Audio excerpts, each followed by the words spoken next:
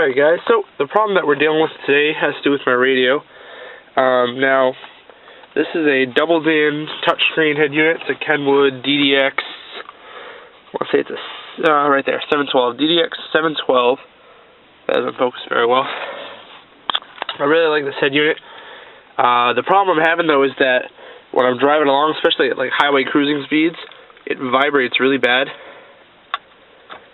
Just because it's so heavy and because of just the way the mounting works. So what we're going to do today is we're going to try to hopefully fix some of that vibration and make it a little more stable. Now I've already got the bracket set up in the best way possible. And there's not much else I can really do to the radio to make it more stable. At this point it's just, as far as the stock brackets go, there's not much more I can do with that. So what we're going to do is we're going to do a little, it's not really fabrication, but we're going to kind of work on some stuff. And we're going to get this so that it's a lot more stable in the car. So stay tuned. Alright, so I've got two ideas for what I'm going to do here. The first we're going to go with is we're just going to cut. This is an old license plate, by the way. I'm never going to use it again. See, it hasn't been registered since '02. This is an old license plate. So what we're going to do, actually, I might use this one. This one's a little beat up. I kind of like this one, though. It's kind of cool. I found that at the dump. But so we're going to use this one. We're going to cut it up. I'm just going to take my grinder and take a strip out of it. And we're going to use that to we're going to try to make some sort of bracket that'll help to hold that radio up a little bit better. So, let's see, we'll just set the camera down over here. Alright.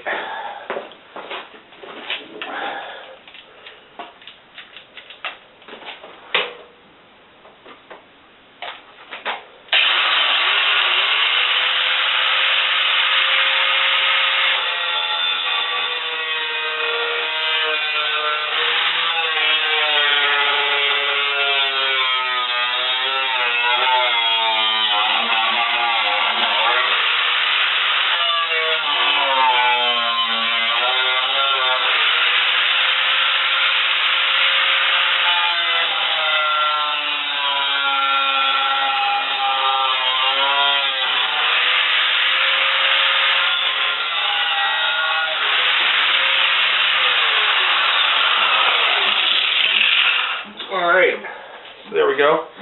Now we've got this nice strip of aluminum. It's pretty easy to bend and pretty easy to drill, so it'll be perfect for what I need. Let's go out to the car. Alright, so I got a couple options here. My first option is to just cut this and make it so it's wide enough to stick in right below the radio. You can see there's a little bit of room on either side here. And I could just stick it across, run it all the way across here, and I don't know, put some kind of padding on it, or use washers or something, screw it in the bottom of the radio or something, and that would hopefully keep it from vibrating. My other option is to make two L brackets. Now I'd like to avoid making L brackets because eventually they probably wouldn't do that much good. So what I'm going to do is I'm going to take this, need to cut it right about where the sticker is. So we want to take this, we want to bend it, but I want to make sure that I don't bend it too much, because obviously we want to still be able to use it. So we're going to take use some tools. Alright, we want to bend it right about there. So I'm just going to clamp down on it nice and hard. I'll grab these. These are, by the way, ratcheting. So as you clamp down, they auto tighten. Kind of cool. So we're going to take that and bend. And I'm being careful because it's obviously very sharp. Undo my vice grip. Take that out. So now we've got a good bend. And we're going to take the big hammer and put that right down. So now I'm going to do the same thing on the other side, and it should be right about the right length. And you know what they say, measure twice, cut once. So there it is. I've got my little bit of license plate here. It's just wide enough to go in there. Now what I'm going to do is I'm going to get something I can kind of put in between here that'll keep that radio up. But you can see there, I've got my two folds, so it's the right width. That just looks kind of cool on its own. Just put that up there, up here. It just looks cool. Alright, so we're going to take this and we're going to use some, we're going to drill some holes through it so we can screw it in, and then we're going to figure out a way to make it stay up so it'll support the radio. Put something in between here. Alright guys, so drilled some new holes so I can screw this bracket in. It's going to sit right under the radio. And what I've got here is I've got a couple pieces of rubber from the floor mats that used to be in the back. I don't use them anymore. So I've got a couple strips of rubber off of those. And those are just going to sit on this bracket here. We're going to use some electrical tape to attach them.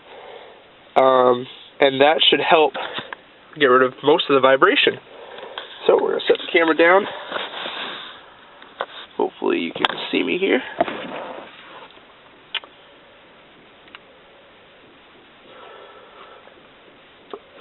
I'm just going to take a couple strips.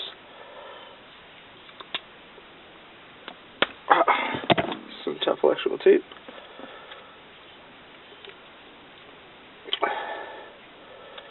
There we go. I don't want to put too much because I don't want this to just turn into a glob of electrical tape come summer.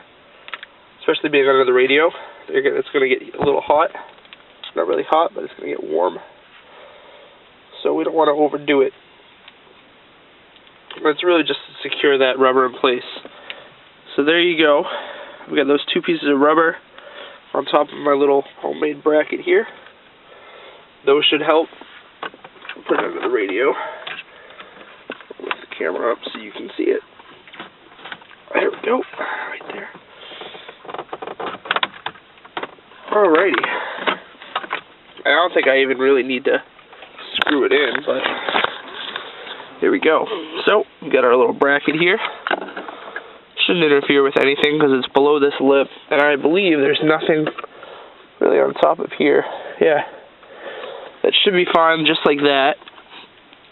And we can push it back a little bit further. So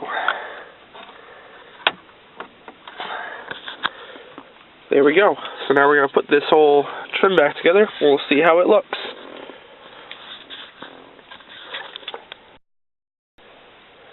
Alright, got it all back together. Everything fits fine. And only time will tell, but hopefully that'll get rid of some of my vibration problems. So, thanks for watching today, guys, and stay tuned. Hopefully there'll be some more cool videos coming up. And that's all. See you later.